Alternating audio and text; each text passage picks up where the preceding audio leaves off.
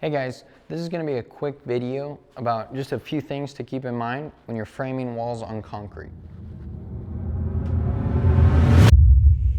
Now the first thing you need to know when you're framing walls on concrete is that this bottom plate needs to be treated lumber, which means it can stand up to water if it gets wet. It's rot resistant. Second thing you want to keep in mind is that when you're nailing your studs into your treated plate, you want to use galvanized nails. This is actually a code requirement where we are because the chemicals in the treated lumber actually are corrosive to a regular nail. So these nails will resist corrosion for the next 50 to 100 years. The last thing is when you're attaching your walls to concrete is that we use these Tapcons.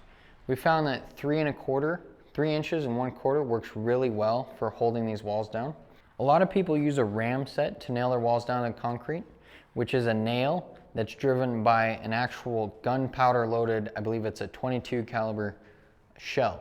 You push it down and it puts a nail right into the concrete. And the reason we use Tapcons is because we used to use a ram set and we found that you don't know if the ram set nail went into the concrete real well. A lot of the times it will crack the concrete or bend right near the surface. One time I was trying to get a nail in all the way, and pounding that nail into the concrete, it actually ripped up the rest of the wall with like a lever effect. So since then, we've just been using these Tapcons. The added benefit of them is that they'll actually pull your plate down to the concrete so that everything up top flushes up real well.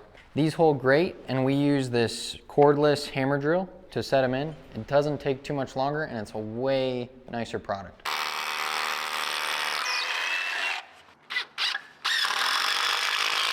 When you're attaching your walls to the floor, you want to make sure and put a screw at the end of each plate, right beside door openings, and about every 4 feet or less across the plate. When you have door openings here, you cut out the sills so that the plate only is this long in this example. Now, we like to put a Tapcon right between our king jack or this next stud here so that the door is locked in and won't move.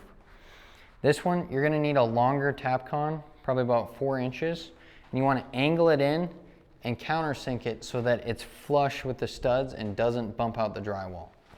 But don't forget to attach it next to these doors, because especially if that's a hinge side, there's gonna be movement and then you're gonna get a call back. If you guys wanna see our video about framing around pipes, the quickest way to do that and the best practice, click here. And as well as furring out a basement and around windows, then click here, because we did those videos pretty in depth, so we put them in their own package.